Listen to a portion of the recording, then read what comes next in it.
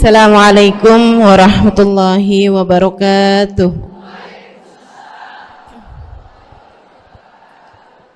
Alhamdulillah. Wassalatu wassalamu ala Rasulillah Muhammad ibn Abdillah wa ala alihi wa sahbihi wa man walah. Subhanaka la ilma lana illa ma 'allamtana innaka antal alimul hakim. Rabbi shrah li sadri wa yassir li amri wahlul 'uqdatan min lisani yafqahu qawli. Amma ba'du. Bismillahirrahmanirrahim. Assalamualaikum Ustazah, saya izin bertanya, bagaimana hukum mengqadha puasa wajib di bulan Syawal? Apakah puasa sunnah Syawalnya dulu yang dikerjakan atau mengqadha puasa wajibnya? Apakah boleh mengqadha puasa wajib sekalian dengan niat puasa sunnah Syawal? Ustazah mohon jawabannya dari Ustazah. Mudah-mudahan Ustazah selalu dalam hidup penuh barokah. Syukron Ustazah. Salam Riau. Oh, dari Riau nih ya, Dek Putri ini. Baik, jadi begini nih Putri, mengenai puasa sunnah di bulan Syawal yang kita ingin kerjakan dengan qadha puasa wajib kita selama bulan Ramadan ini. Selalunya teorinya sama, yang wajib didahulukan dari yang sunnah, gitu kan? Yang wajib itu harus didahulukan dari yang sunnah gitu. Nah, ngapain kamu punya pekerjaan, ngapain kamu ngerjain kerjaan sunnah kalau kamu yang wajibnya belum kamu kerjakan? Itu sama aja kayak ada orang bangun di waktu malam, dia belum sholat isya tapi udah tahajud gitu. Lah yang ngapain dia tahajud, orang isyanya aja belum gitu kan? Isya dulu baru kemudian kamu bisa ngerjain tahajud. Nah, terus bagaimana dengan orang yang punya puasa hutang nih? Punya hutang puasa Ramadan, sementara dia juga ingin menjalankan puasa 6 hari di bulan Syawal, yang kata Nabi Muhammad SAW, man shama Ramadan thumma atba'ahu bisittin min Syawal faka'annahu shomad dahr. Siapa yang berpuasa Ramadan kemudian diiringi ditambahkan dengan 6 hari di bulan Syawal, maka seolah-olah dia telah menjalankan puasa selama 1 tahun penuh. Ini yang membuat ahli tarim itu kalau udah lebaran, itu lebarannya cuma sehari aja. Lebaran sehari di tanggal 1 Syawal, besoknya persis kayak bulan Ramadan lagi, hanya aja nggak ada taraweh. Itu aja bedanya. Sisanya tuh persis banget udah kayak bulan Ramadan lagi. Nggak ada orang jualan makanan di waktu siang, kemudian semua orang pada puasa gitu kan. Semuanya tuh selama 6 hari. Nah, nanti datang tanggal 8 gitu ya, tanggal 8 Syawal sudah selesai nih puasanya nih, 7 hari, hari ke-8 di bulan Syawal itu mereka baru tuh benar-benar menjalankan lebaran. Maksudnya puasanya benar-benar udah habis tuh kalau udah kayak begitu gitu. Nah, tapi kan kita nih kan nggak senegara ngerjain itu, jadinya juga memang sebaiknya ya kalau memungkinkan untuk dilaksanakan, silahkan laksanakan. Meskipun para ulama mengatakan tentang sit Syawal, 6 hari di bulan Syawal itu nggak harus berturut-turut dan nggak harus mulai dari tanggal 2. Artinya kalau misalnya kamu tanggal 5 atau kamu ambil Senin Kemisnya 6 hari di bulan Syawal, yang penting ada 6 hari di bulan Syawal, kamu udah dapat pahalanya seperti puasa setahun penuh tersebut. Begitu ya. Nah, jadi 6 hari puasa di bulan Syawal. Nah, masalahnya bagaimana dengan yang masih punya qadha puasa Ramadan nih? Ada 2 pendapat teman-teman sekalian. Bisa dilihat ini di dalam kitab I'anatul Talibin ala Syarhi Fathil Mu'in gitu ya, tentang 2 pendapat ulama ahli sunnah jamaah atau ulama Syafi'i ini ya, yang saya akan nukilkan pendapatnya ini ya. Jadi ini bukan menurut saya atau menurut siapa gitu kan, saya bukan seseorang yang dalam kapasitas itu teman-teman, dan lagi pula ngapain kita berpendapat jika memang sudah ada pendapat dari para ulama-ulama gitu ya. Nah, jadi ini bukan pendapat saya kan, tapi pendapat para ulama-ulama. Sebagaimana yang sudah saya sampaikan tadi, ini semuanya juga hanya mengulang dari apa yang sudah disampaikan oleh para ulama-ulama kita, oleh para guru-guru saya, para orang-orang yang memang sudah mempelajari agama secara benar, secara sempurna, disampaikan lagi dan saya mendengarnya, saya sampaikan kepada teman-teman semuanya. Bukan, nggak ada sesuatu yang baru yang saya sampaikan, semuanya hanyalah merupakan dari apa yang sudah disampaikan oleh para ulama-ulama yang saya mempelajari baik lewat kitab maupun langsung lewat lisan-lisan mereka dari merekanya sendiri mendengarkan dari telinga, kemudian disampaikan dengan telinga mereka dari lisan para ulama sebelumnya, terus sampai bersambung pada baginda Nabi besar Muhammad sallallahu alaihi wasallam. Baik, saudaraku sekalian saya muliakan, dua pendapat ini adalah pendapat yang pertama mengatakan bahwa selagi kamu masih punya hutang puasa wajib, ya kamu dahulukan yang wajib, gitu kan. Kamu dahulukan yang wajib, baru kemudian sesudah kamu mengerjakan yang wajib-wajib tersebut, baru kamu puasa 6 hari sunnah di bulan Syawal. Itu banyak yang berpendapat seperti itu. Dan ini muskil buat orang-orang yang hutang puasanya banyak, gitu kan. Kayak misalnya selama bulan Ramadan itu dia nggak puasa karena dia nifas misalnya, atau karena dia hamilnya yang berat, kemudian dia ya kalau itu memang nggak bisa memungkinkan untuk puasa Syawal juga ya, atau dia menyusui misalnya gitu kan, selama bulan Ramadan itu dia menyusui gitu. Nah ketika berada di bulan Syawal, dia memungkinkan nih untuk berpuasa karena dia sudah menyapih anaknya misalnya begitu ya. Nah itu selama bulan Syawal itu kalau dia pakai buat qadha puasa ya habis semuanya tanpa mendapatkan kemungkinan untuk berpuasa dengan puasa sunnah Syawal, karena 1 bulan Syawalnya semuanya penuh untuk membayarkan qadha puasanya gitu ya. Ala kulli hal, pendapat ini banyak diambil sama para ulama, maksudnya banyak yang berpendapat dengan pendapat yang sama ini ya, bahwa ya kalau ada perkara wajib, perkara sunnah ya duluin yang wajibnya dong, bayar aja utang puasanya dulu gitu. Nanti kalau ada sisa waktunya untuk dia berpuasa 6 hari di bulan Syawal, ya dia dapat pahalanya, dia dapat puasanya, dia dapat pahalanya. Kalau enggak ya memang udah lewat gitu kan. Itu pendapat yang pertama. Kemudian pendapat yang kedua, dan ini juga banyak diambil sama para ulama-ulama kita, banyak diambil sama guru-guru kita, teman-teman sekalian, ala ahli sunnah wal jamaah begitu ya, yaitu pendapatnya Imam An-Nawawi alaihi ridwanullah, di mana beliau mengatakan begini nih, yang dimaksud dengan puasa Syawal adalah adanya puasa di bulan Syawal, adanya puasa 6 hari di bulan Syawal. Sama dengan yang dimaksudkan dengan puasa Senin dan Kamis adalah adanya puasa di hari Senin dan hari Kamis. Begitu ya. Maka ketika seseorang mengerjakan puasa 6 hari di bulan Syawal, dia meniatkannya untuk membayar qadha puasa dia di bulan Ramadan, maka dengan itu qadhanya menjadi lunas dengan dia, maksudnya qadhanya menjadi terbayarkan dengan dia puasa 6 hari di bulan Syawal tersebut, dan dia pun juga mendapatkan pahala puasa Syawal kalau dia meniatkannya dengan dia menjatuhkannya pada bulan Syawal. Begitu. Artinya bahwa dia dapat tuh semuanya tuh. Dia dapat qadhanya, dia dapat bayar hutang puasanya. Gitu ya. Dia bayar hutang puasanya dapat, maksud saya, dan dia dapat juga pahala sunnah 6 hari di bulan Syawalnya. Dari pendapat yang seindah ini, seenak ini teman-teman saudariku sekalian, saya mengambil maksudnya saya kalau melakukan puasa Syawal di bulan puasa 6 hari di bulan Syawal, saya meniatkannya untuk qadha gitu. Jadi saya niat malamnya itu nawaitu shoma ghadin an qadha fardhi syahri Ramadan gitu ya, an qadha fardhi syahri Ramadan wa an shaum Syawal wa an shaum sit min Syawal gitu ya.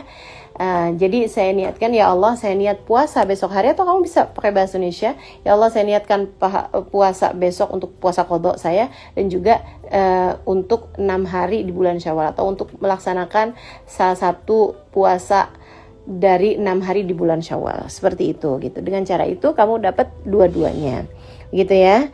Demikian pula untuk kamu kalau melaksanakan qadha puasa Ramadan kamu nih, misalnya kamu puasanya punyanya 10 hari qadha puasa, atau puasa kamu yang batal di bulan Ramadan karena kamu menstruasinya 9 hari tambah 1 harinya itu memang datang buka puasanya atau datang mensnya pada udah jelang-jelang puasa, jelang-jelang buka puasa gitu ya. Jadi kamu utangnya 10 hari misalnya gitu.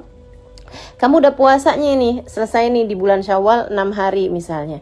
Nah sisa-sisanya nih yang 4 hari, kamu bisa qadhain entah di bulan Syawal, entah di bulan-bulan yang lainnya. Sengaja juga kamu taruhkan di hari-hari yang kamu sunnah berpuasanya, teman-teman.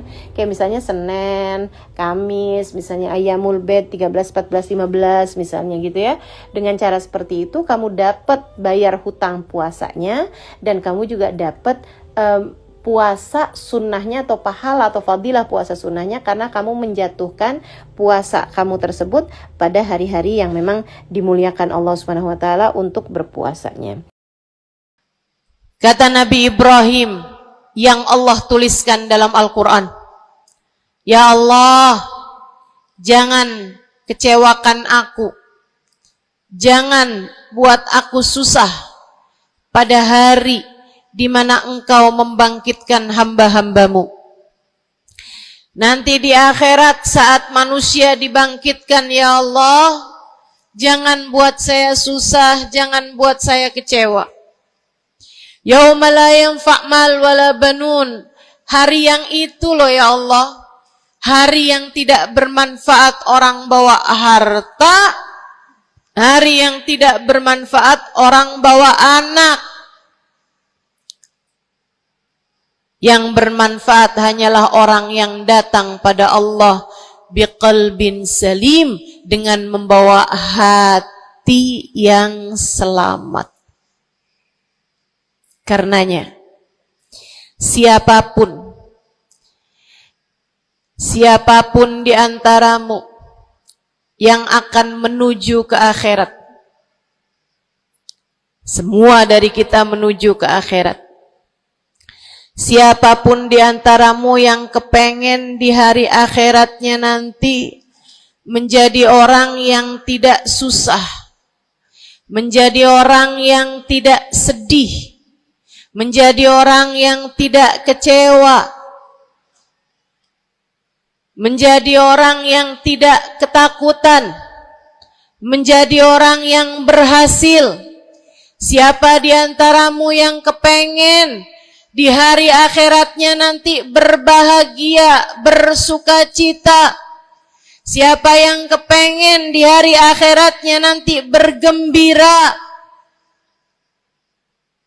Pastikan saat-saat ini, saat hidupmu di dunia ini, pastikan kamu sedang menuju kepada keselamatan hati. Hatimu selamatkan. Hatimu selamatkan, teman-teman. Hatimu selamatkan.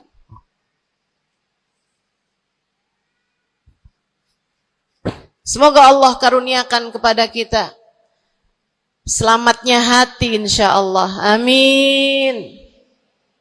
Semoga Allah menyelamatkan hati kita semua. Semoga Allah menyelamatkan hati kita semua. Nabi kita Muhammad menyebutkan dalam salah satu hadisnya,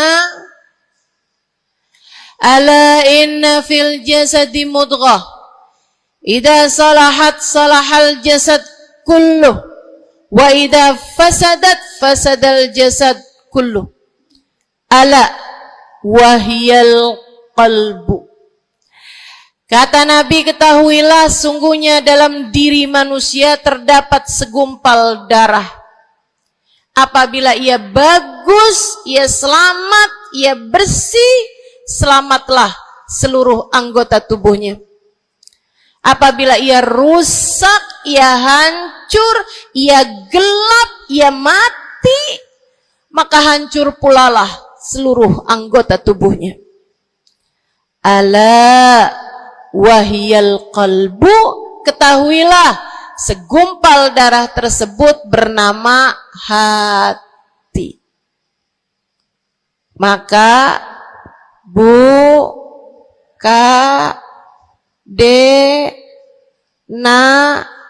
nek, banyak nenek-nenek di sini.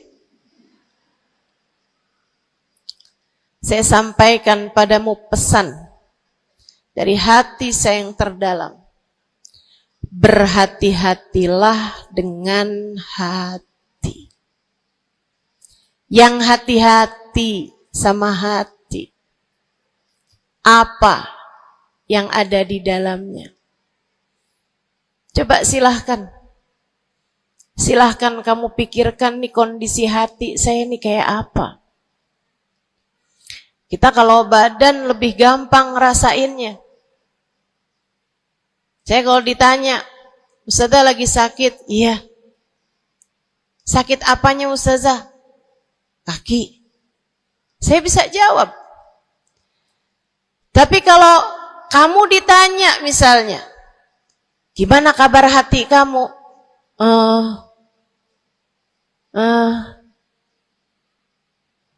Gimana kabar hatimu? Sehatkah? Sakitkah? Atau bahkan sakaratul maut? Hatimu bercahayakah? Gelapkah? Atau bahkan mati? Bagaimana kabar hatimu, teman-teman? Bagaimana kabar hatimu? Innallaha la yanzur, kata Nabi Muhammad dalam hadis yang lain. Innallaha la yanzur ila suwarikum wala ila absyarikum, walakin yanzur ila qulubikum. Sungguhnya Allah tidak melihat kepada badan kalian. Allah tidak melihat kepada warna kulit kalian. Allah nggak peduli hidung kamu mancung ataukah pesek. Allah nggak peduli kulit wajahmu mulus ataukah berjerawat. Allah nggak peduli kamu tinggi ataukah pendek. Allah nggak peduli warna kulitmu semacam apa. Yang Allah Subhanahu wa taala lihat, yang Allah Subhanahu wa taala perhatikan adalah hatimu. Adakah ia mulus? Adakah ia penuh dengan penyakit-penyakit? Yang Allah pandang darimu adalah hatimu. Nih, sekarang saat kamu duduk sama rata di tempat ini, teman-teman. Meskipun ada yang lebih tinggi, ada yang lebih rendah, tapi kita duduk nih sama-sama di tempat ini nih. Nilaimu di mata Allah bukan seberapa dekat jarak antaramu dengan saya. Nilaimu di mata Allah bahkan bukan bergantung dari jam berapa kamu datang. Ketika kamu sama rata duduk di tempat ini, yang Allah pandang darimu adalah hatimu. Sedang berada di manakah saat ini? Yang duduk di tempat ini sembari mikirin ntar pulang enaknya makan apa ya?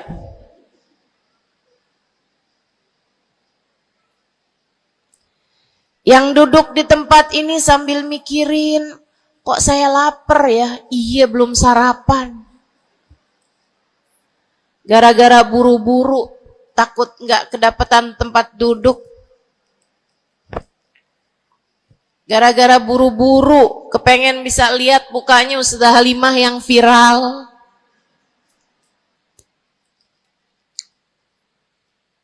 Hatimu.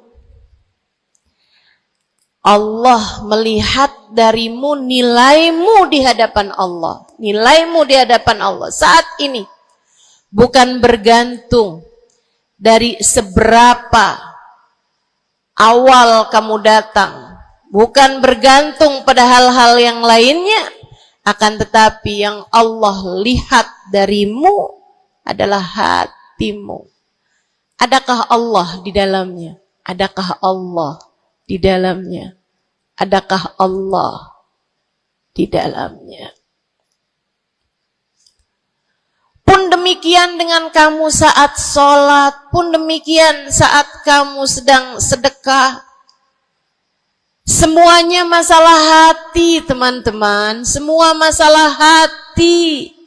Kata guru saya Sayyidil Habib Umar bin Hafid, al-madar kullal madar fi salahil gulub urusan segala urusan, sumber segala macam urusan, dasar segala macam urusan ada pada bagusnya hati.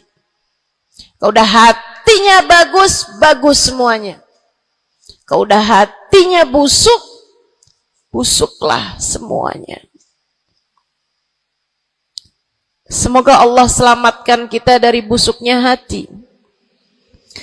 Semoga Allah selamatkan kita dari busuknya hati.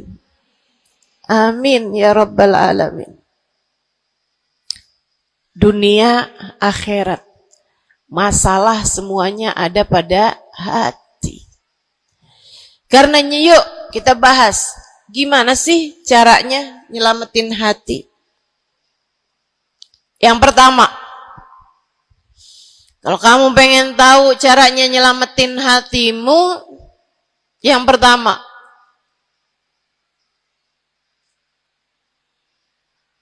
bersihkan sampah-sampahnya. Nih, kamu mau rumah itu biar bagus, biar terjaga, biar selamat. Kamu lihat dalamnya, oh banyak sampah, banyak noda, banyak kotoran. Dari mulai kotorannya cicak, ayam, sampai mungkin anjing, karena lama nggak ditempatin. Karena lama nggak ditempatin. Ada banyak di antara kita yang kondisi hatinya semacam itu. Sampah begitu banyak dalam hatinya. Ada banyak di antara kita umat Islam yang kondisi hatinya semacam itu. Begitu banyak sampah di dalam hatinya tersebut. Semoga Allah selamatkan semuanya. Amin. Maka hal pertama, kalau kamu kepengen punya hati yang selamat, yang nomor satu adalah bersihkan hatimu dari semua sampahnya, keluarin. Apa sampahnya hati? Dosa-dosa yang telah kamu lakukan. Idza aznabal abd nakat fi qalbihi nuqtah sauda. Kata baginda kita Nabi besar Muhammad, idza aznabal abd, ketika seorang hamba mengerjakan dosa, tertorehlah di dalam hatinya satu titik hitam. Sampahnya hati. Kamu tiap kali bikin dosa, dosa apa aja? Bukan hanya dosa besar, zina, bukan hanya dosa besar, minum minuman keras atau narkoba, bukan hanya dosa besar, judi atau riba. Bukan hanya dosa-dosa besar. Kalau itu titik hitam yang sangat besar tertoreh di dalam hatimu itu. Bahkan dosa-dosa kecil, sekedar marah-marah sama suami, atau ngambil uang suami. Gimana? Pernah? Rezeki istri solehah ustazah. Lagi mau nyuci, kelihatan, alhamdulillah. Emang haram ya ustazah? Ya haram, bukan punya kamu. Kan katanya ada hak istri dalam harta suami. Iya betul kalau dia kasih. Kalau dia kasih, kalau nggak kasih, nggak halal juga. Bahkan dosa-dosa kecil, seperti melihat tetangga, terus kamu bilang, ya ampun, cakep banget ya. Nyesel saya nggak kawin sama dia.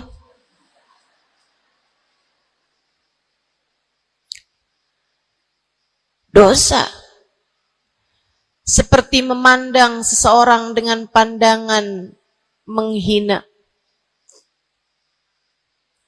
seperti membicarakan aib orang lain. Setiap kali kamu berbuat dosa, apapun bentuk dosanya, satu titik hitam tertoreh di dalam hatimu itu. Ini istighfar wa tab. Musih, kalau dia beristighfar, kalau dia bertaubat, dihapuslah titik hitam tersebut. Wa illa, kalau enggak, ya tetap aja ada.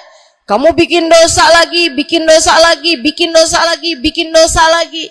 Enggak pernah istighfar, enggak pernah memperbaiki diri.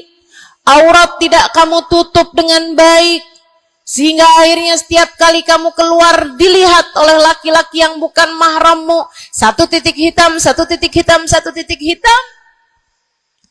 Sampai terkadang hati seseorang dipenuhi dengan titik-titik hitam. Hatinya menjadi legam.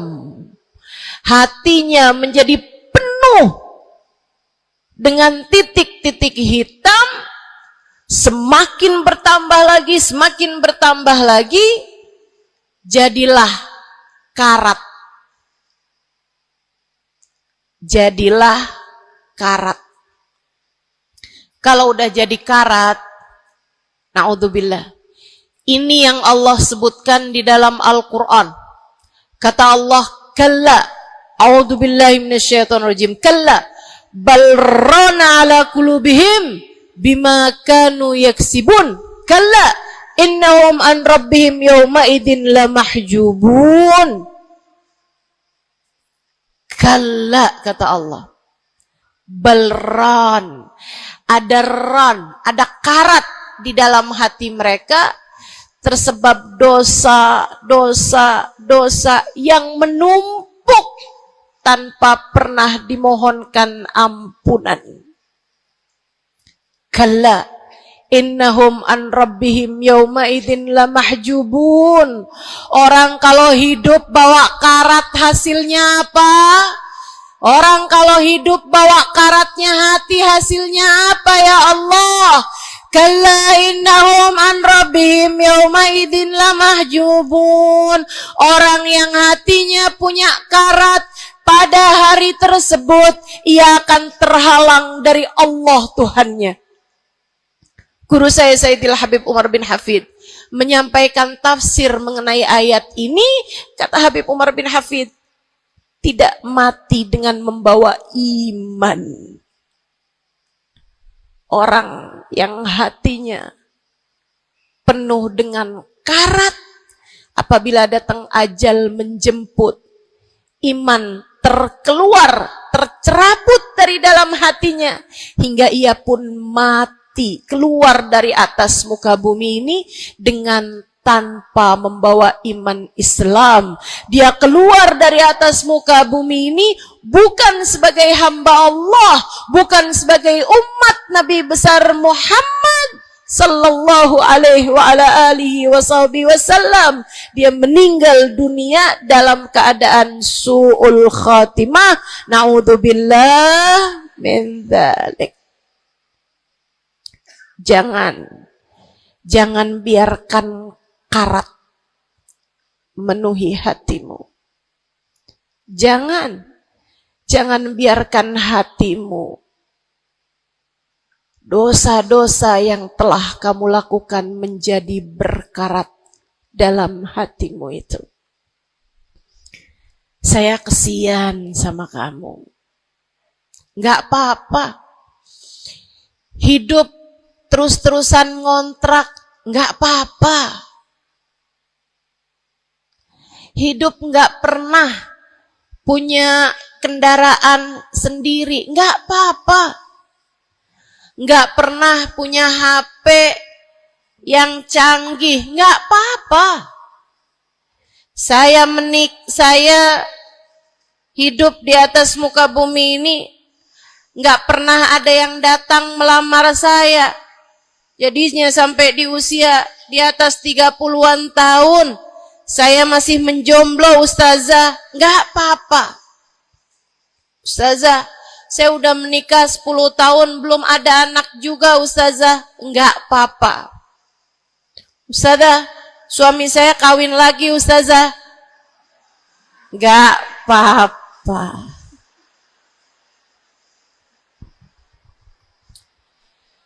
Hidup di dunia ini apapun yang terjadi semuanya hanyalah sementara. Kamu hanya perlu memastikan agar tatkala datang ajal menjemput kamu punya modal. Dan modal utamanya yang nomor 1 adalah hati yang bersih. Hati yang selamat.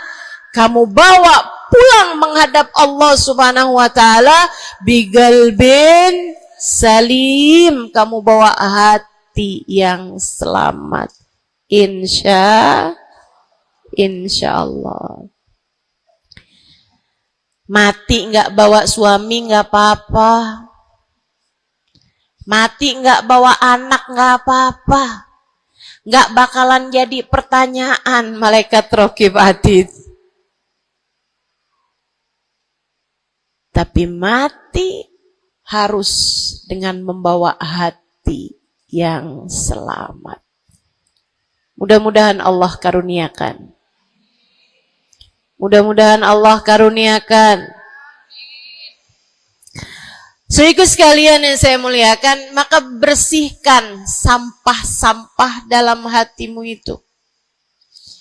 Caranya gimana nih, Ustazah? Dosa-dosa saya emang udah banyak banget. Saya di masa muda, di masa remaja, bahkan sampai udah tua juga nih, bergelimangan dengan dosa demi dosa. Banyak dosa saya Ustazah. Saya zaman muda berada dalam masa jahiliyah. Dosa, segala dosa saya kerjakan. Apa yang harus saya lakukan? Bersihkan karat-karat dalam hatimu itu dengan taubat.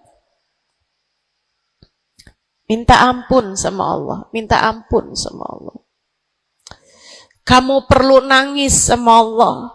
Kamu perlu sungguh-sungguh minta ampunan sama Allah. Dosa segede gunung, kalau Allah mau melemparkannya ke dalam lautan ampunan, inna kaba'irad dunubi ful ghufrani kalamami. Katanya sahibul burda, sesungguhnya dosa-dosa besar dalam lautan ampunan, ia hanyalah seperti buih di dalam lautan. Gak ada artinya apa-apa kalau Allah mau ampuni. Dosa sebesar apapun, kalau Allah mau ampuni gak ada artinya. Tapi dosa sekecil apapun, kalau Allah mau perhitungkan, kamu gak akan selamat. Saya sampaikan padamu atas nama cinta. Dosa sekecil apapun yang kamu lakukan, jika ia tidak berjumpa dengan ampunan Allah, kamu bisa tidak selamat. Iblis nyembah Allah 70.000 tahun lamanya. Sujud di atas bumi, dia sujud, bumi dihancurkan, Allah naikin dia ke langit. Di atas langit dia sujud, ganti-ganti posisi sujudnya. Karenanya Imam Ghazali dalam kitabnya Minhajil Abidin mengatakan, ma min buk'ah minal ard was sama, tidak ada satu jengkal tanah, baik di bumi ataupun di langit, illa waqad sajad iblis fihi sajdah. Iblis udah pernah sujud di sana, di semua tempat di bumi maupun di langit. paling banyak ibadahnya ternyata bukan seorang wali. Paling banyak ibadahnya ternyata bukan seorang nabi. Kalau hitung-hitungan panjang-panjangan ibadah, ibadahnya iblis lebih panjang daripada siapapun dari makhluknya Allah Subhanahu wa taala yang pernah tinggal di bumi ini. Akan tetapi dia nggak nurut. Iblis ibadah 70.000 tahun. Nggak nurut sekali doang, sekali aja. Wa idh qulna lil malaikati isjudu li Adam fasajadu illa iblis. Ketika kami memerintahkan seluruh makhluk yang ada di langit, seluruh malaikat kami perintahkan, wahai malaikat-malaikatku, sujudlah kalian kepada Adam. Fasajadu, mereka semuanya sujud, illa iblis, kecuali iblis doang. Tantang, petenteng gak mau sujud. Allah tanya, ma manaka antas judali Adam id amartuk? Iblis, apa yang bikin kamu gak mau sujud kepada Adam? Padahal aku yang telah memerintahkanmu.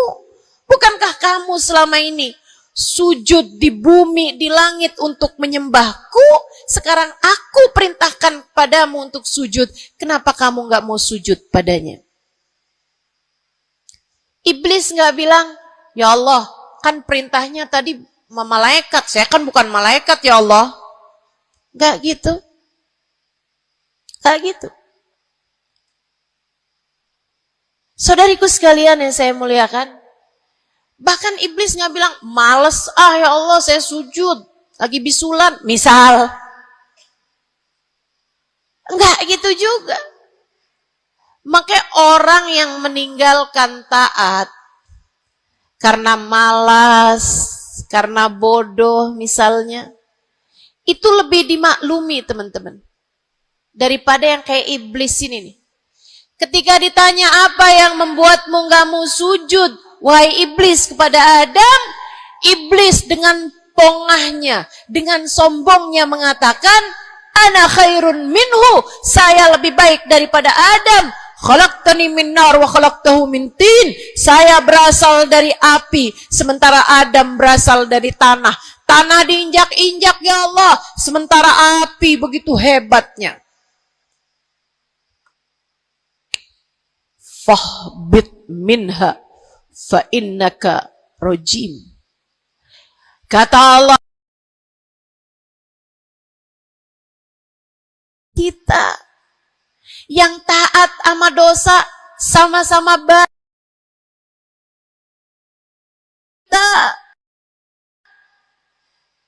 Yang mungkin dosa kita lebih banyak daripada taat kita. Kayak katanya Habib Ali Habsyi, kadang ada orang Islam, malaikat rokib yang nyatet pahala nganggur berbulan-bulan. Sementara malaikat atid yang nyatetin dosa sibuk bener. Gimana dengan kita? Iblis hanya satu saja melanggar aturan Allah. Allah kemudian mewahyukan padanya, keluar kamu wahai iblis dari surgaku, sesungguhnya kamu terkutuk. Kamu, kalau Allah mau memperhitungkan satu saja dosa kamu, kamu gak akan selamat. Saya sampaikan padamu, iya kamu, semua yang dengerin saya. Kalau Allah mau memperhitungkan satu saja dosamu, kamu gak akan selamat. Kamu tidak akan selamat. Tapi kan saya anaknya Fulan bin Fulan. Tapi kan saya keturunannya Fulan bin Fulan. Tapi kan saya istrinya Fulan bin Fulan. Bu, Kak, Dek, Nak, nggak selamat siapapun kamu. Anaknya Nabi Nuh, nabinya Allah tenggelam.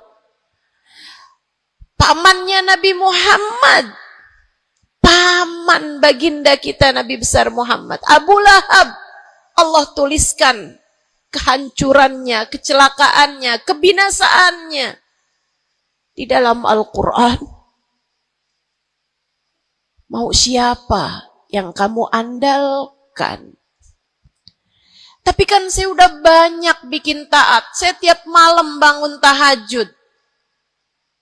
Kamu nggak nyampe seujung kukunya ibadah iblis 70.000 tahun.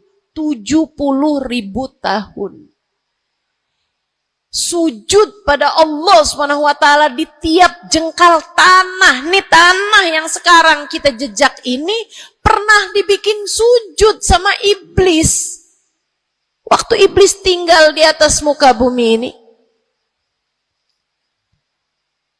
Tapi semuanya nggak manfaat.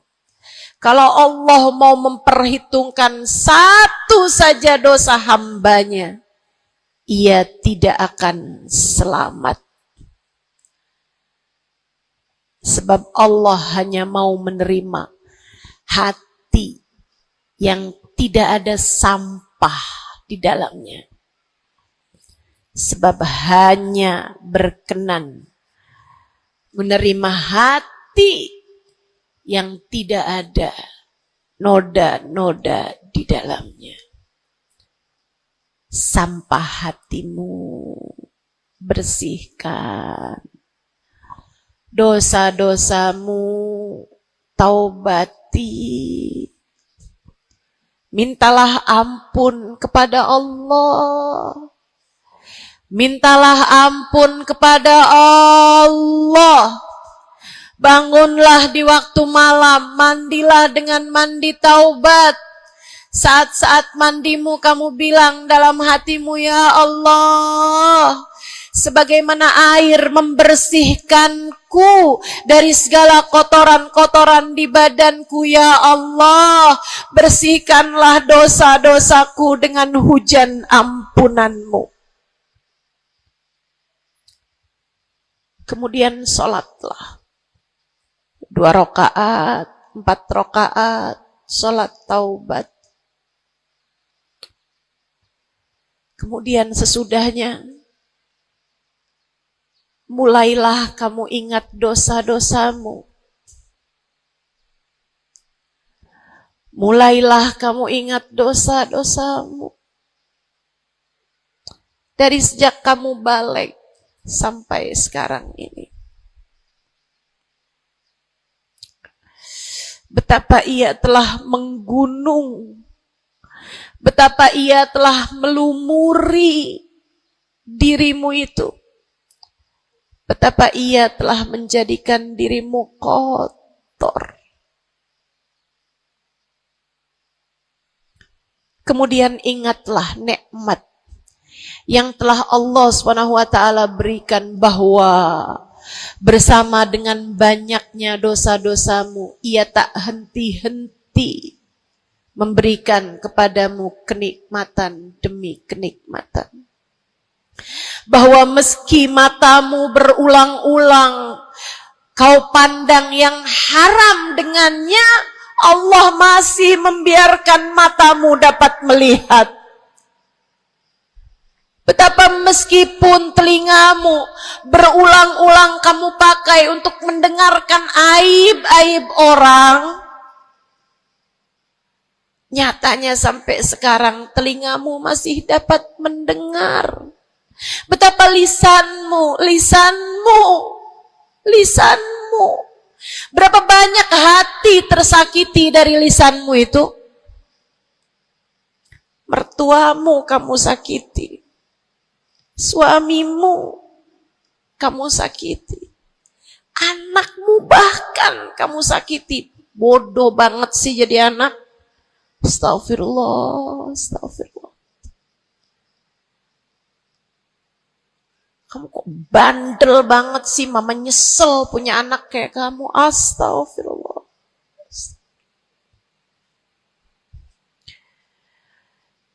Betapa lisanmu menyakiti hati tetanggamu, saudara-saudarimu, sahabat-sahabatmu, orang-orang di sekelilingmu merasakan gangguan dari lisanmu itu, tersakiti dari lisanmu itu. Tapi meskipun entah sudah berapa banyak dosa tercatat dari lisanmu, Allah masih tetap membiarkan lisanmu dapat berbicara sampai saat ini. Nikmat tak henti-henti Allah berikan kepadamu, bukan? Betapa durhakanya diri kita. Namun betapa penuh rahmatnya Allah kepada kita. Betapa berlumurannya kita dengan dosa-dosa. Namun betapa Allah bersama dengan segala dosa-dosa yang kita lakukan, tak henti-hentinya membanjiri kita dengan kenikmatan. Wa in ta'uddu ni'matallahi la tuhsuha. Kalau kamu mau hitung nikmatnya Allah, kamu tak akan pernah mampu menghitungnya.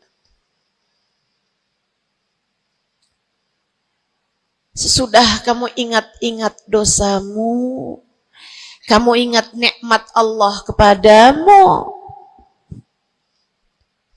kamu ucapkan seperti ucapan baginda Nabi Muhammad.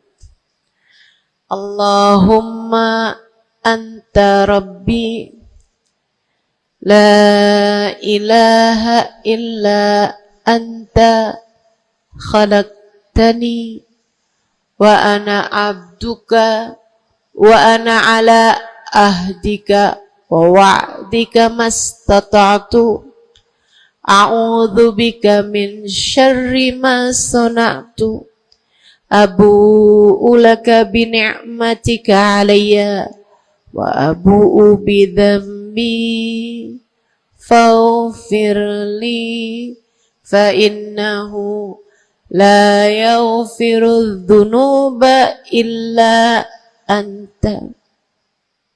Ya Allah, Engkau adalah Tuhanku. Tak ada Tuhan kecuali Engkau. Aku adalah hamba-Mu yang Kau perintahkan buat taat, yang Kau perintahkan untuk menepati janji semampuku. Ya Allah, aku berlindung dari buruknya perbuatan yang telah aku lakukan. Begitu buruk, begitu jelek dosa yang telah aku perbuat padamu, ya Allah. Abu'u laka bi ni'matika 'alayya. Ya Allah, Engkau selalu datang padaku dengan berbagai macam kenikmatan-kenikmatan. Wa abu'u bi dzambi, sementara aku selalu datang padamu dengan dosa demi dosa. Faghfirli, ampunilah aku ya Allah. Fa innahu la yaghfiru dzunuba illa anta. Bukankah tak ada yang dapat mengampuni dosaku selain Engkau ya Allah. Minta ampun sama Allah. Minta ampun sama Allah. Yang serius, menangislah di hadapannya. Menangislah di hadapannya. Dalam keheningan malam saat tiada sesiapapun yang melihatmu. Jauhkan dulu apapun yang dapat membuatmu kehilangan konsentrasi.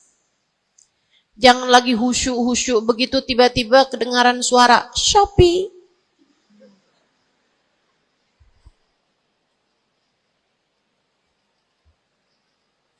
Kamu langsung jadi hilang konsentrasi. Yang mana nih ya?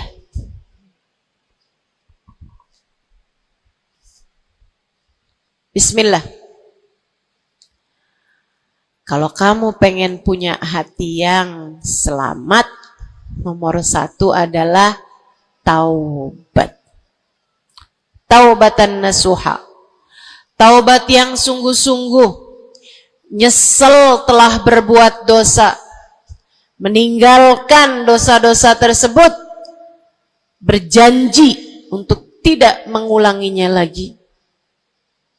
Jika dosanya terkait sama manusia, ada syarat keempat yang harus dilakukan, yaitu meminta maaf kepada orang yang telah engkau sakiti hatinya tersebut.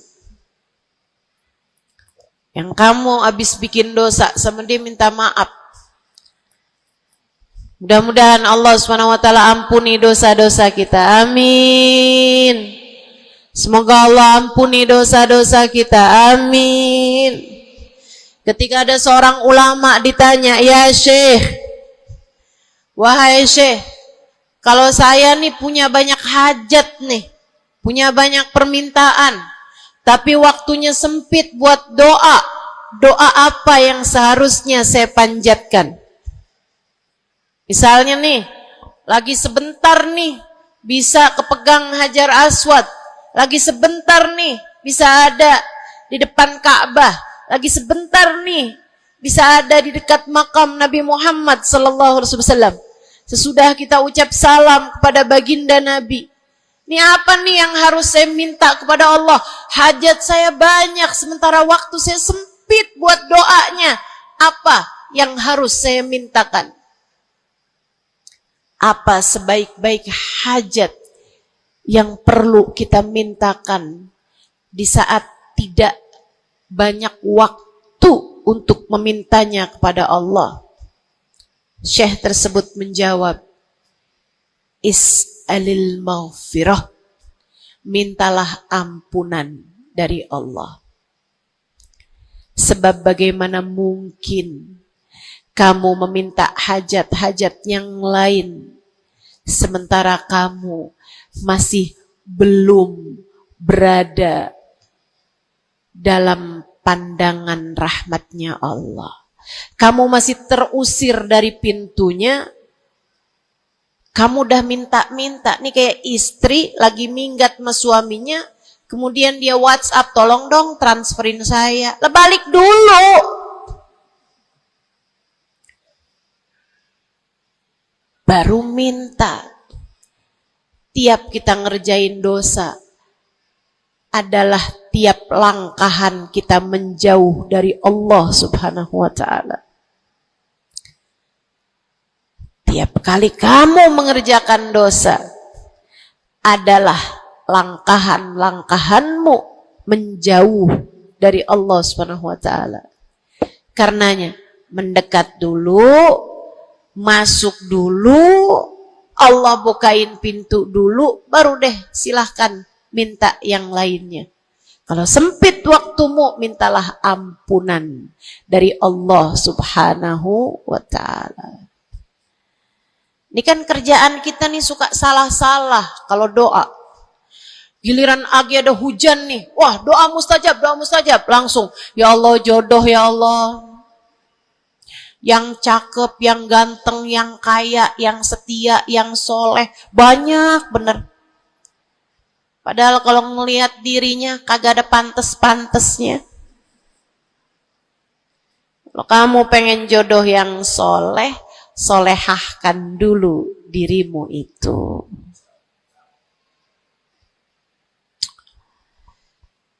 Begitu datang hujan, "Ya Allah, duit yang banyak ya Allah, duit yang banyak ya Allah." Mintalah dulu ampunan. Sebab kamu mati nggak bawa jodoh nggak apa-apa, kamu mati nggak bawa duit nggak apa-apa.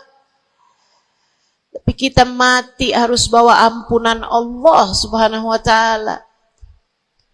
Sebab dosa akan mengotori ruang hati kita. Maka syarat utama hati yang bersih adalah keluarkan sampah sampah darinya dengan cara taubat. Mohonlah ampun pada Allah. Secara serius. Cukup sekali Ustazah? Enggak cukup, lo dosanya banyak. Tiap habis sholat minta ampun. Tiap ada kesempatan buat doa minta ampun. Tiap lagi datang hujan minta ampun.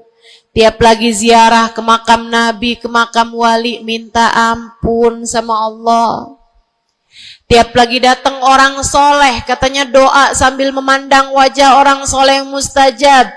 Apa yang mesti kita minta? Minta ampunan dari Allah Subhanahu wa ta'ala. Minta ampunan dari Allah Subhanahu wa ta'ala. Itu satu syarat mutlak utama. Pengen hatimu selamat, keluarkan sampah-sampahnya. Habis keluarin sampah-sampahnya, nah sekarang udah bersih. Ternyata ada penyakit-penyakitnya. Ada bagian itu yang atapnya bocor.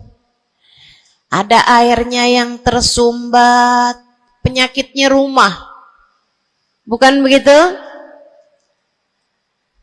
Saudaraku sekalian yang saya muliakan, kamu kepengen hatimu jadi hati yang selamat, sembuhkan hatimu dari berbagai macam penyakit-penyakitnya. Apa aja sih penyakit-penyakitnya hati?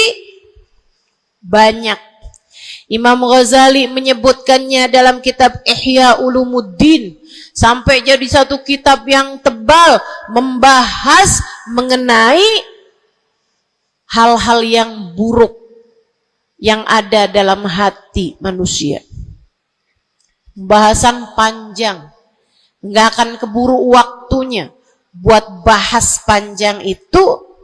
Tapi saya bilang, Bu, kayak rumah. Saya pernah beli rumah. Suami saya beli rumah. Kemudian saya liatin rumahnya bagus, bersih, cakep, udah nih. Kemudian satu hari saya ajak teman saya yang ngerti urusan rumah, ahli desain interior rumah. Saya bawa masuk dalam rumah saya, dia liatin, ini bocor nih Ustazah, yang ini nih harus cepet-cepetan ditambal. Terus dia lihat ada bagian atap tuh bocor tuh Ustazah, tambal dulu Ustazah. Dibenerin dulu tuh Ustazah sebelum ditempatin. Bu, saya kirain rumah saya udah bagus. Ternyata kalau dilihat sama ahlinya baru ketahuan. Kita juga begitu semua. Kita kirain hati kita baik-baik aja. Tapi kalau kita duduk ngaji, kalau kita hadir di majelis taklim, kalau kita dengerin kajian-kajian, kita baru paham. Ya Allah, ternyata hati saya ada penyakitnya di sini. Ternyata saya juga punya penyakit yang ini. Ternyata saya punya penyakit yang ini. Karena jangan berhenti belajar. Jangan berhenti mengaji. Biar kita paham penyakit-penyakit hati kita tuh di bagian mana. Sehingga kita bisa konsentrasi buat mengobatinya. Ada tuh bagian atap yang dibilangin sama temen saya nggak terlalu peduli. Saya liatin kecil aja kok. Sampai satu hari, untung aja saya nggak ada di bawah situ. Jebol atap rumah saya. Banjir rumah saya. Gara-gara atap yang berpenyakit yang tidak diberesin. Begitu pula dengan hati kita. Cari tahu apa penyakitnya. Cari tahu apa obatnya.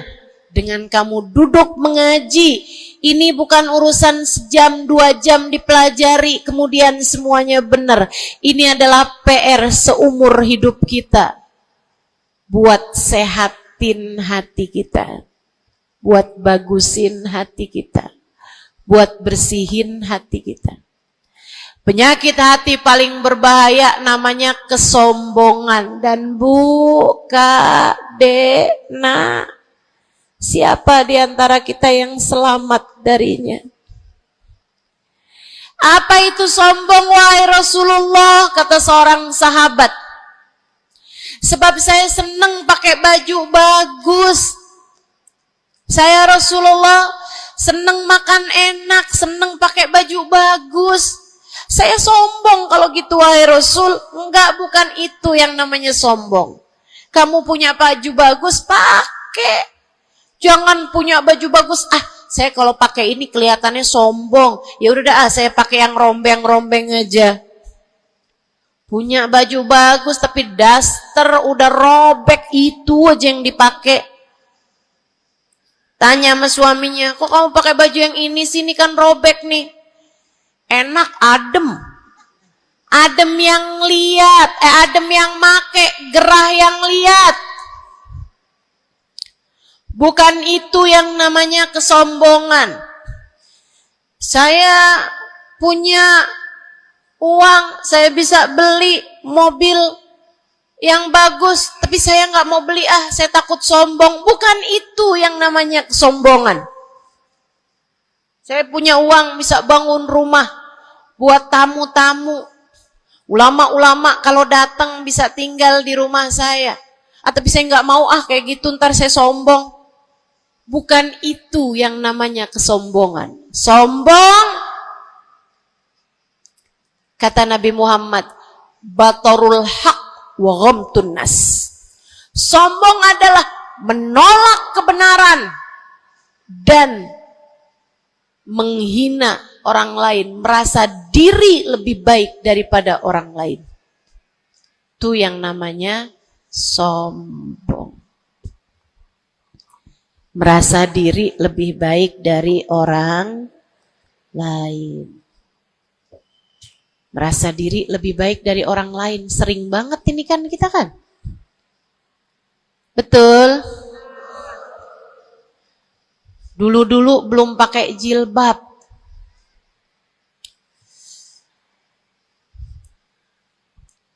Nggak ngerjain taat yang namanya menutup aurat.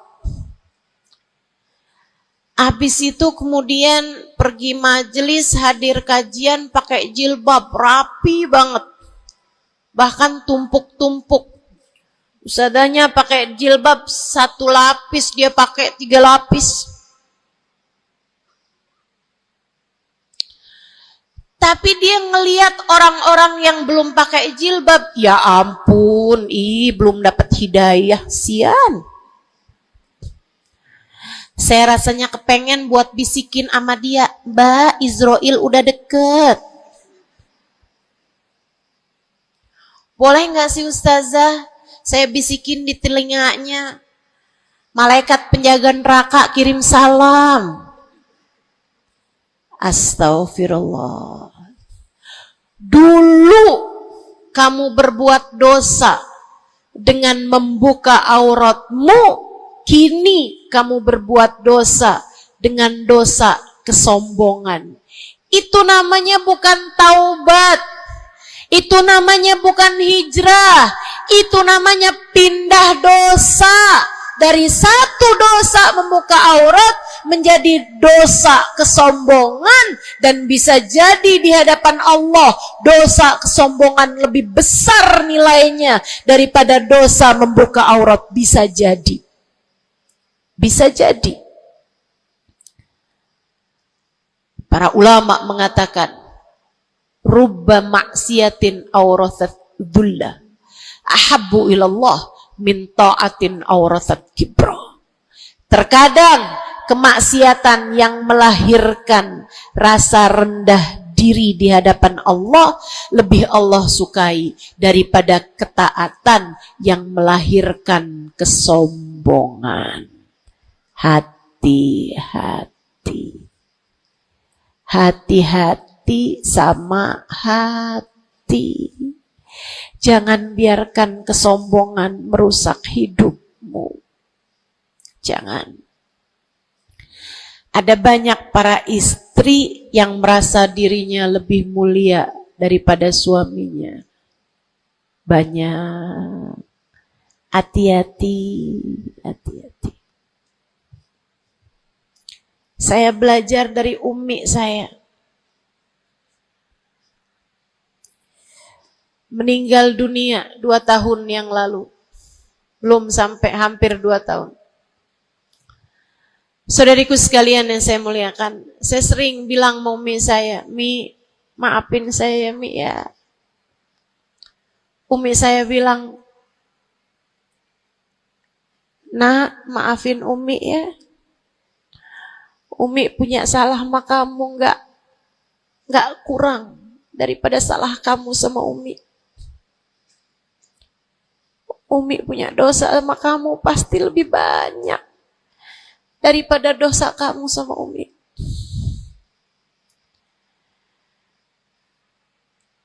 Itu rasa yang jarang dimiliki para ibu.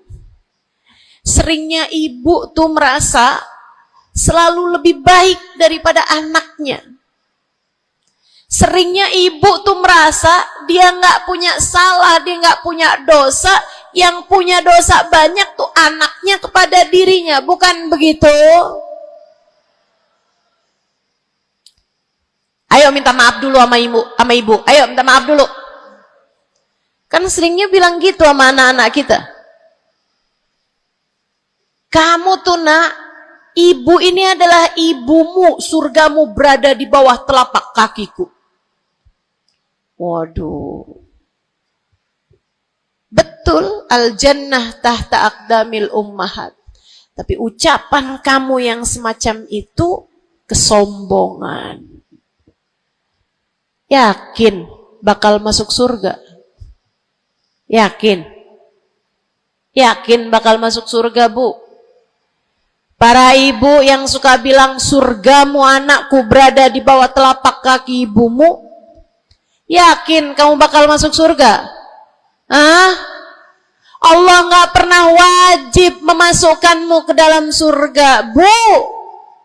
Allah nggak pernah wajib menghindarkanmu dari api neraka, Bu. Allah nggak pernah wajib menjadikanmu ada di belakang Nabi Muhammad. Kalau kamu sampai Allah usir dari surganya, Allah masukkan kamu ke dalam nerakanya, kamu bisa apa? Kalau saat Nabi Muhammad menggiring umatnya, dan kamu tidak bisa ada di belakangnya, kamu terusir dari rombongan Nabi Muhammad, kamu bisa apa? Kamu bisa apa? Nilaimu yang sesungguhnya nanti di akhirat kelihatannya. Nilaimu yang sesungguhnya nanti di akhirat kelihatannya. Jadi kalau kamu mau sombong, tar di akhirat. Kalau sampai kamu bisa masuk ke dalam surga Allah, kalau kamu sampai berada di barisan-barisan terdepan dalam rombongan Nabi besar Muhammad,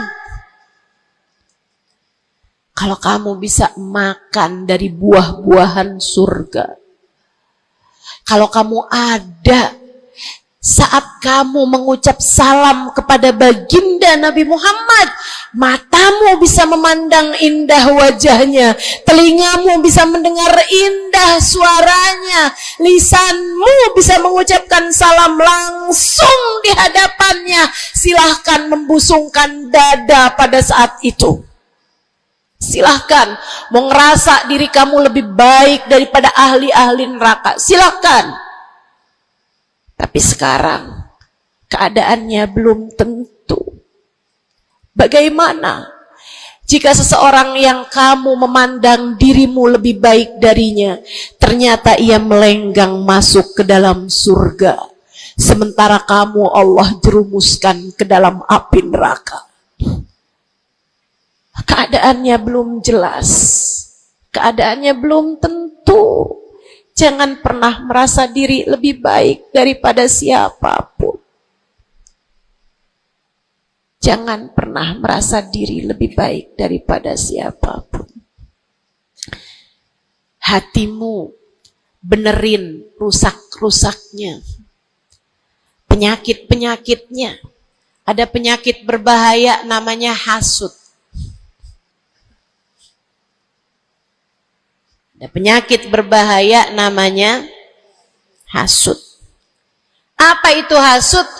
Seneng orang lain dapat kesulitan,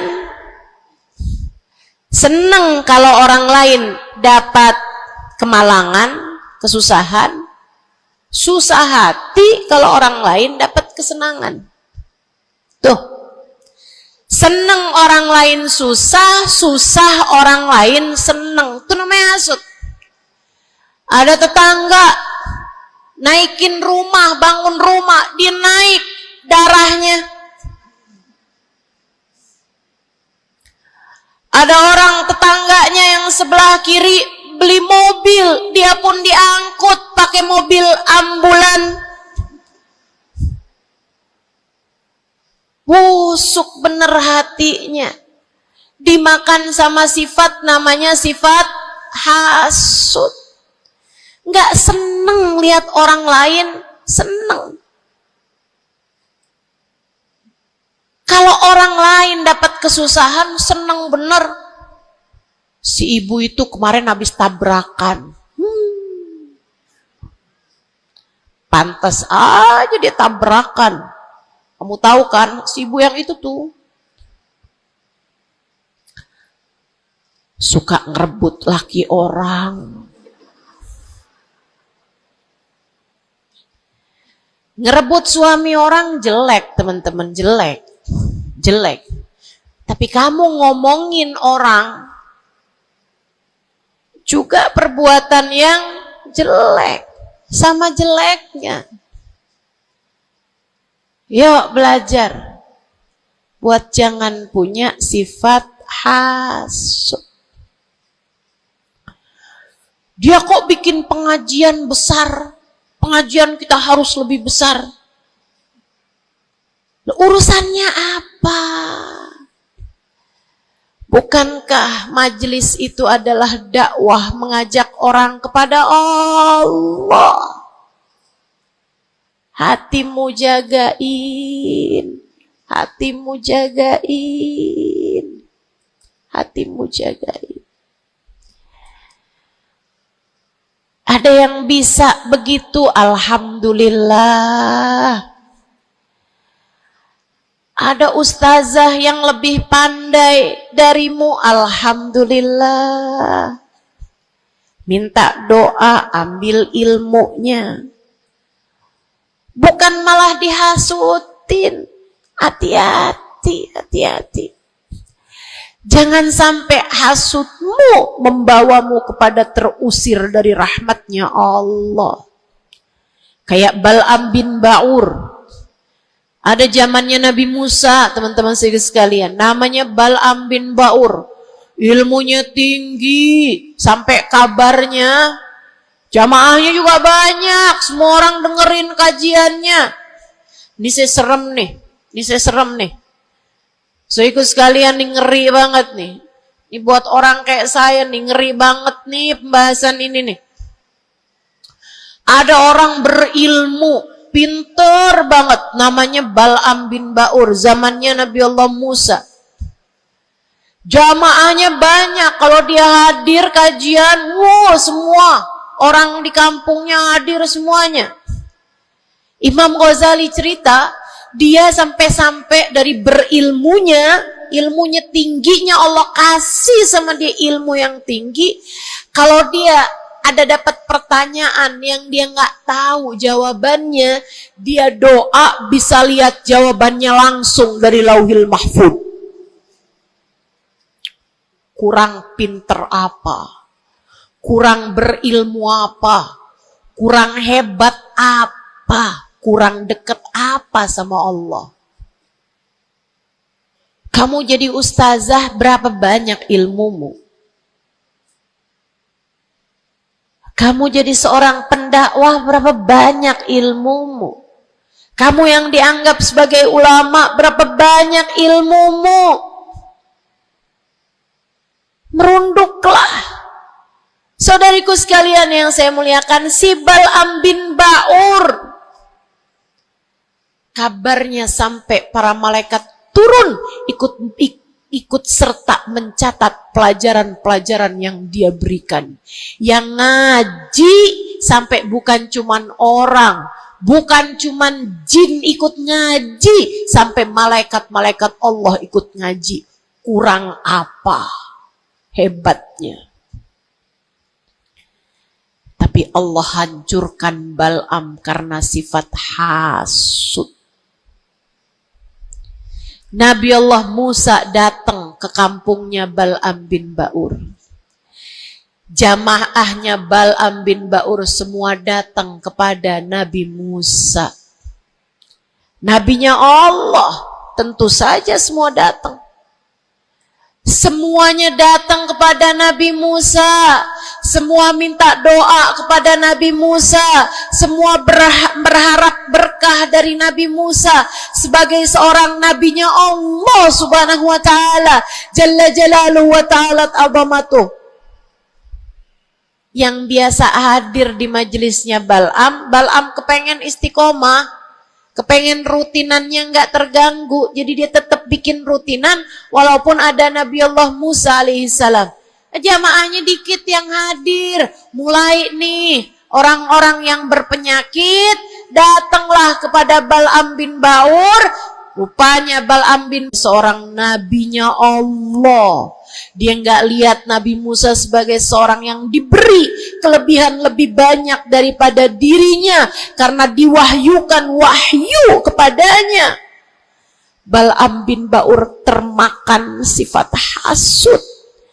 Ia pun berdoa meminta kepada Allah, ya Allah hancurkanlah Musa. Ya Allah, hancurkanlah Musa. Hancurkanlah Musa ya Allah. Saudaraku sekalian yang saya muliakan, Allah angkat semua kelebihannya Bal'am bin Ba'ur. Bahkan kabarnya dialah orang ateis pertama di atas muka bumi ini yang mengatakan alam semesta enggak ada Tuhannya.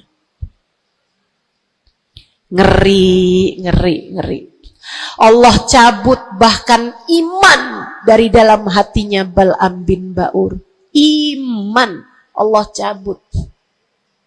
Dari yang asalnya berilmu kayak begitu, Allah sampai cabut imannya, teman-teman saudaraku sekalian. Allah pun ceritakan tentang Bal'am bin Ba'ur dalam Al-Quran. Kata Allah Subhanahu wa taala, "A'udzu billahi minasyaitonir rajim. Famathaluhu kamathalil kalbi in tahmil alaihi yalhath au tatrukhu yalhath."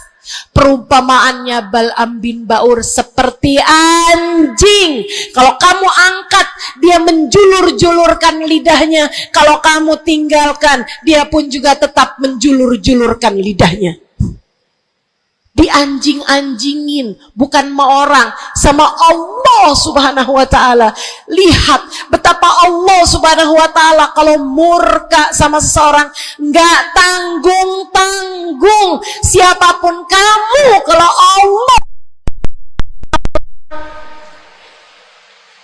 Allah murka sama kamu, nggak tanggung-tanggung murka Allah. Bahkan kepada seseorang yang dibukakan lauhil mahfud kepadanya, Allah jadikan dia seperti anjing, kata Allah dalam Al-Quran. Jangan berani-berani punya sifat hasud. Ingat, kalau ada orang diberi kelebihan lebih daripada kamu, ingat, yang ngasih kelebihan itu satu, namanya. Kalau ada seseorang tertimpa kemalangan, jangan sok-sokan merasa diri lebih baik daripada orang tersebut. Ingat, yang ngasih kemalangan kepadanya hanya satu, namanya Allah. Hati-hati sama sifat namanya sifat hasud. Satu, bersihkan hatimu dari sampahnya yaitu dosa dengan cara taubat dan mohon ampun terus-terusan. Kedua, benerin rusak-rusaknya hatimu, penyakit-penyakitnya hatimu, yang terutamanya adalah sifat sombong dan sifat hasud. Hatimu belajar untuk tidak membenci siapapun. Hatimu belajar buat gak benci sama siapapun. Yang terakhir, kalau kepengen hatimu selamat, hiasi. Kalau rumah nih, udah sampahnya udah bersih, rusak-rusaknya udah dibenerin, udah direnovasi, sekarang tinggal yang terakhir. Apa itu? Hias-hiasi rumahmu. Pasangin horden, pasangin lampu yang bagus, pasangin lantai yang bagus, ditaroin dekorasi-dekorasi, pajangan-pajangan kamu taro-taro, ada sofa, ada tempat tidur, dihias-hiasi rumahnya. Dicat rumahmu itu dengan warna-warna yang cocok, kan begitu? Hiasi hatimu dengan cinta. Hiasi hatimu dengan cinta. Hatimu ada cinta kepada yang semestinya dicinta. Siapa?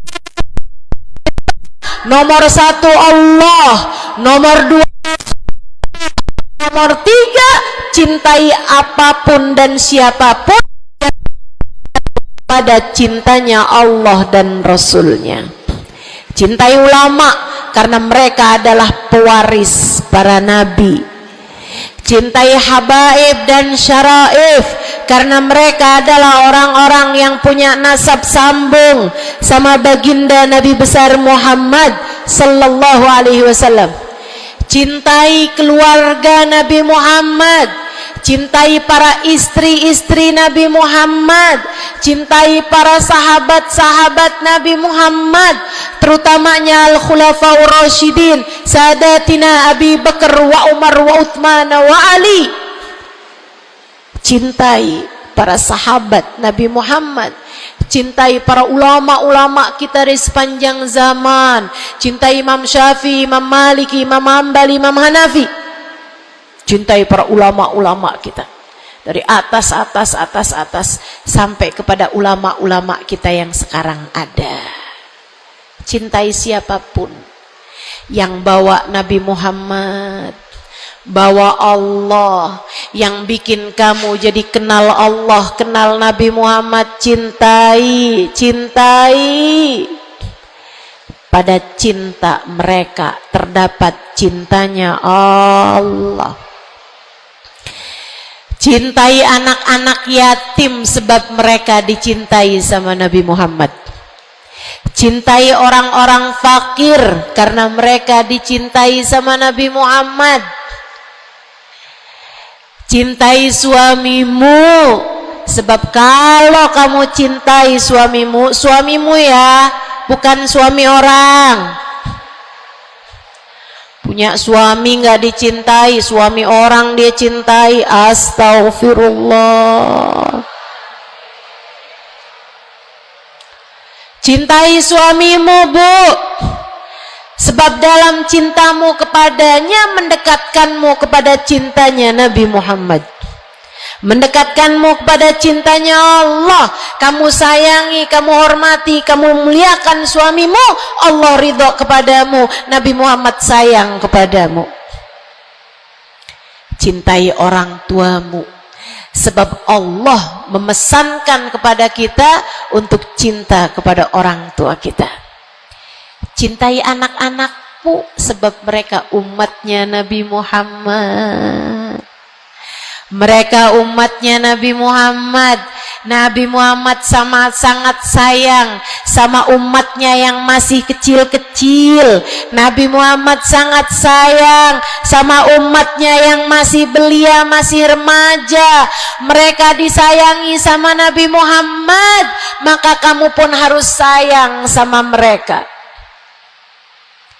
Yang tua-tua di antaramu sayangin, yang muda-muda di antaramu sayangi. Kata Nabi Muhammad, laisa minna man lam yuqir kabirona wa lam yarham saghirona. Tidak termasuk di antara umat Islam yang enggak hormat sama yang tua, yang enggak sayang sama yang muda. Cintai semuanya. Terakhir, cintai dirimu.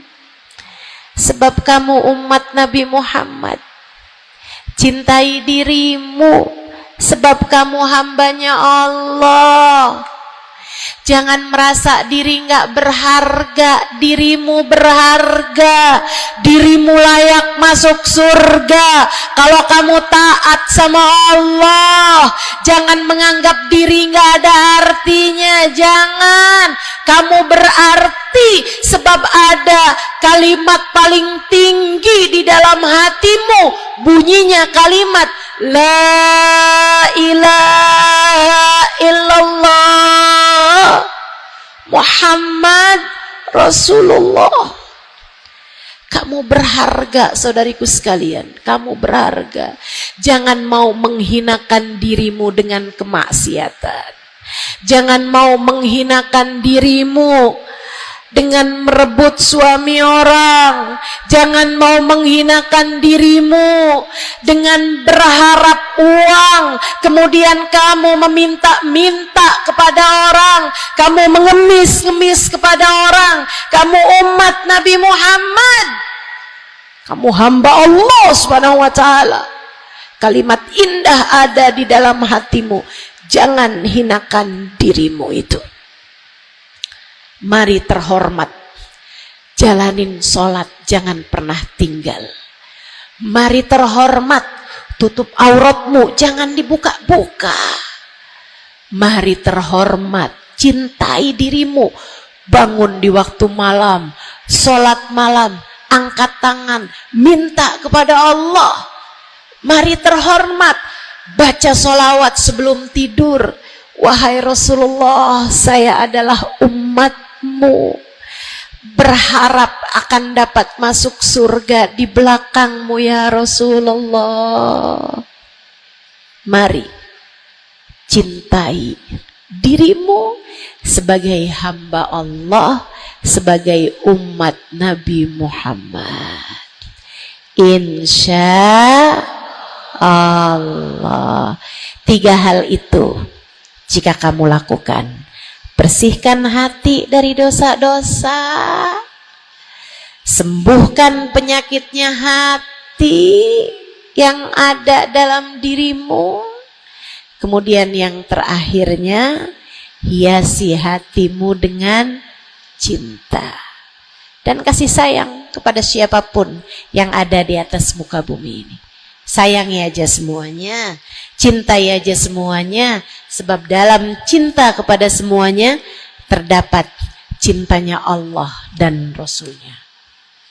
Saya sakit, tapi saya tetap datang ke Pontianak karena saya sayang, karena saya cinta sama orang-orang Pontianak. Bukan karena Pontianaknya, tapi karena yang berkumpul di sini adalah umatnya Nabi Muhammad. Saya berharap dengan saya datang padamu, umatnya Nabi Muhammad, semoga Nabi kalian berkenan memandang saya dengan kasih sayangnya. Saya datang ke sini walaupun sakit, karena saya tahu kalian semua hambanya Allah. Ada keberkahan dalam diri kalian yang saya berharap mendapatkan itu. Saya berharap dengan saya datang padamu, Allah Tuhanmu berkenan merahmati saya sebagai hambanya. Yuk, sayangi semuanya. Yuk, cintai semuanya. Rabbana zalamna anfusana wa illam taghfir lana wa tarhamna lanakunanna minal khasirin. Rabbana atina fid dunya hasanah fil akhirati hasanah wa qina adzabannar.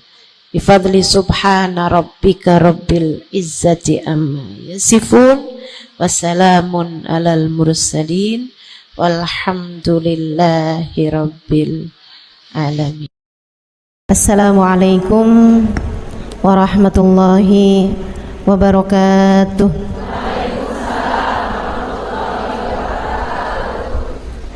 Alhamdulillah. Wassalatu wassalamu ala Rasulillah Muhammad ibn Abdullah wa ala alihi wa sahbihi wa man wala. Subhanaka la ilma lana illa ma 'allamtana innaka antal alimul hakim. Rabbi syrah li sadri wa yassir li amri wahlul 'uqdatan min lisani yafqahu qawli. Amma ba'du. Baik, sebelum kita mulai, kita akan baca niat belajar bersama-sama. Mudah-mudahan ilmunya nanti sekali lagi jadi ilmu yang manfaat buat kita sekalian. Bismillahirrahmanirrahim. Nawaitu ta'allum wa ta'lim wan naf'a wal intifa' wal mudzakarah wat tadhkir wal ifadah wal istifadah wal hidza ala tamassuk bi kitabillah wa sunnati rasulillah sallallahu alaihi wa alihi wasallam wa du'a ilal huda والدلالة على الخير ابتغاء مرضاته وقربه وثوابه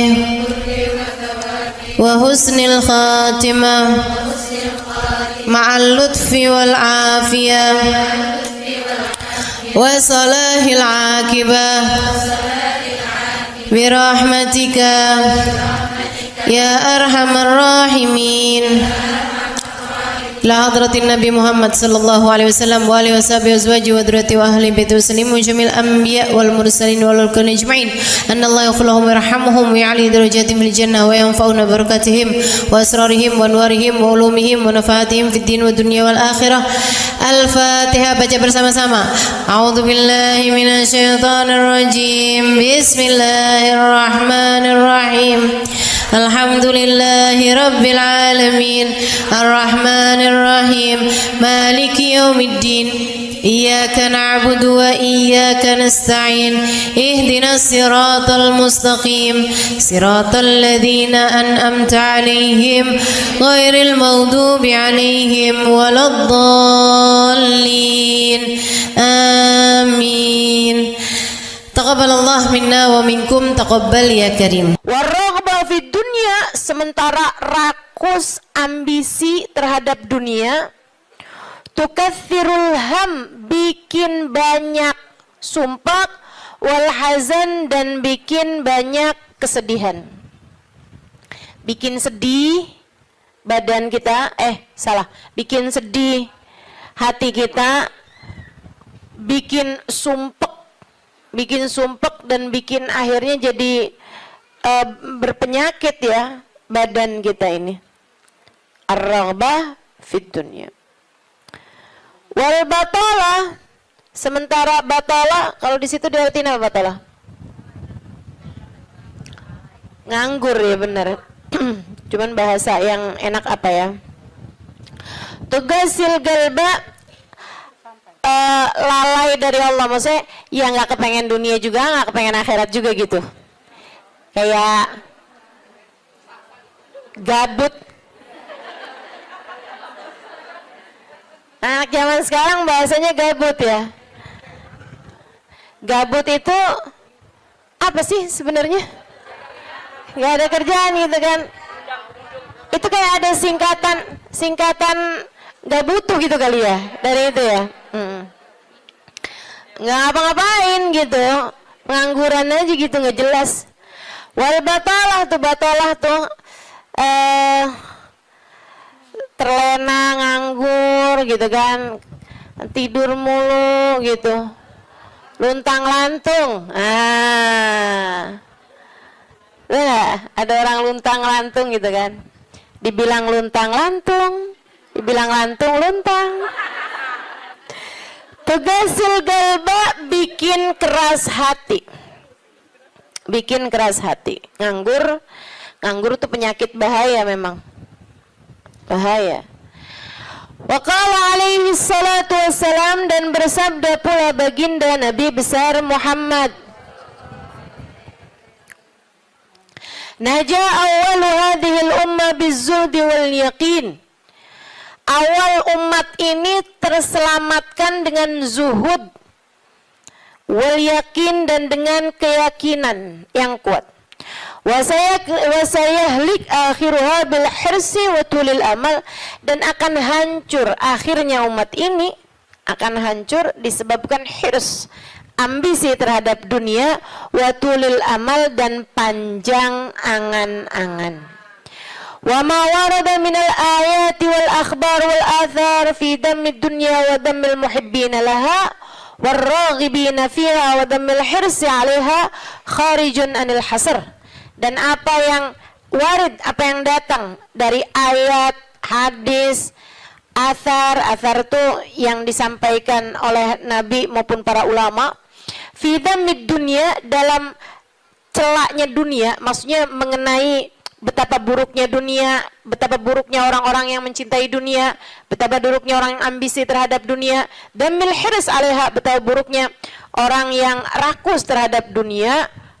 Banyak sekali kharijun anil hasr, enggak bisa kehitung. Ayat, hadis maupun ucapan para ulama mengenai betapa buruknya dunia, betapa buruknya para pecinta dunia dan lain sebagainya, ini banyak banget hadisnya, keterangannya enggak kehitung.